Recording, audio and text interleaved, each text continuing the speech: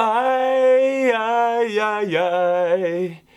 Did you enjoy your weekend? Yes or no? Hell yeah. Celtic. Yes, Celtic, because their loss to their bitter rivals Rangers in the first Old Firm derby in what seems like years makes Scottish football relevant again. If the Hoops would have won, then it would have been like the one and only mighty Celtic are still the only ones that are mighty. Instead, we have a proper rivalry again, and Rangers, congrats to you guys on surviving a crazy ass game, and you guys are now in line for a potential treble, winning the second Division League title, the Scottish Cup, and the Challenger Cup. What the?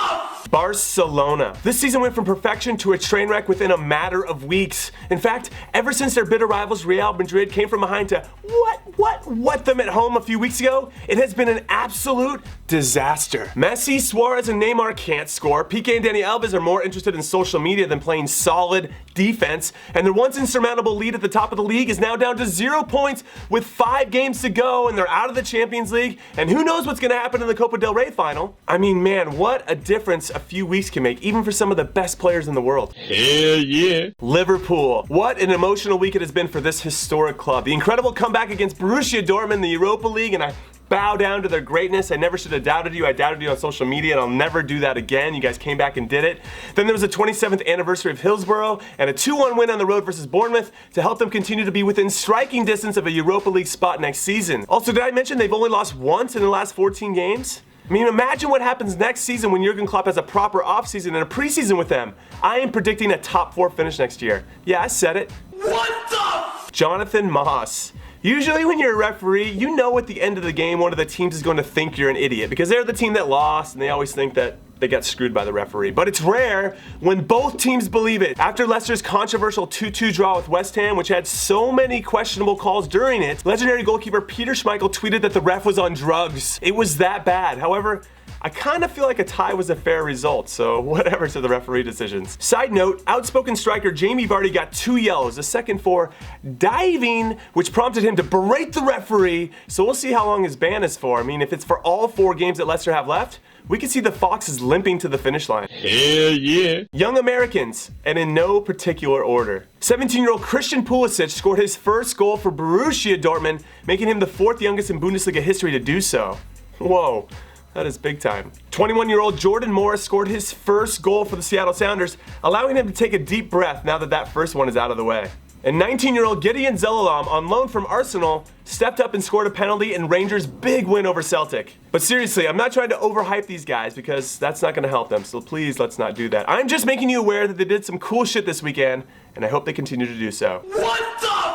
Ajax. They scored 2 goals in the last 6 minutes to come back from 2 goals down to tie Utrecht, which is great, right? But the second goal was a shady-ass penalty that the ref said he wouldn't have called if he had seen it from another angle, which means they probably should have lost. Regardless, the most alarming part about this result is Ajax dropping 2 valuable points, which allowed PSV Eindhoven to pull even with them at the top of the table in the Eredivisie with 3 games to go, which is so very Barcelona of Ajax to do. Hell yeah. Francesco Totti. The 39-year-old legend, and I'm not talking about me, came on as a substitute for Roma, and scored his 301st career goal, which helped his club salvage a point in their 3-3 draw against Atalanta. What a stud. What the? PSG. Sure, they beat the Conradinho 6-0 in the French league this weekend, but what does it matter? They won the league before it started, they just got knocked out of the Champions League, so they're just padding their stats before their big players get sold and they start anew next season because they have nothing left to play for. My guess, if Zlatan goes, then Cavani stays. If Zlatan stays, Cavani goes, because neither seems too happy. But if they do lose both, then PSG could be in trouble. Hell yeah. Chivas Guadalajara. The Goats make the list again this week after winning their 4th straight league game, the first time that's happened since 2011, with a 93rd minute game-winning goal over Atlas in the Clásico Tapatío, putting them in a very good position to make the playoffs with 3 games to go. Which is incredibly important because, as we've learned many times over, it's not always the best team that wins the league, it's the hottest team, and no one has been hotter than Chivas, besides Morelia. Morelia has won 4 in a row too, so that kind of contradicts everything I just said. What the? Napoli. Searching for their first Serie A title in 26 years, Napoli's going to have to wait until year 27 after their 2-0 loss to Inter Milan confirmed it. That put them 9 points behind Juventus with 5 games to go. And year 27 could be even harder because I expect them to lose top scorer Gonzalo Higuain, who has scored 30 goals this season, and he's definitely going to go to a bigger club, and it's not easy to replace 30 goals. Yes! The honorable mentions. The Brisbane Roar. My favorite team in the A-League scored 2 goals in the last 4 minutes to upset last season's champions, the Melbourne Victory, and advance to the playoffs. Way to go, fellas. The Columbus Crew, who finally won their first MLS game of the season, a 3-2 victory over NYCFC. Way to go, fellas. And NYCFC for not being the worst team in New York right now. Last season's top team in the regular season, the New York Red Bulls, are the worst team, not only in the city, but the whole league. No. The dishonorable mentions. Borussia Mönchengladbach, Mainz, and Schalke are all on 45 points in the Bundesliga, and 2 of those 3 will qualify for the Europa League unless they can catch Hertha Berlin, who are on 49 points, and all of them lost, including Hertha Berlin, which I consider to be a huge missed opportunity. Swansea, for getting embarrassed 3-0 by a bad Newcastle team.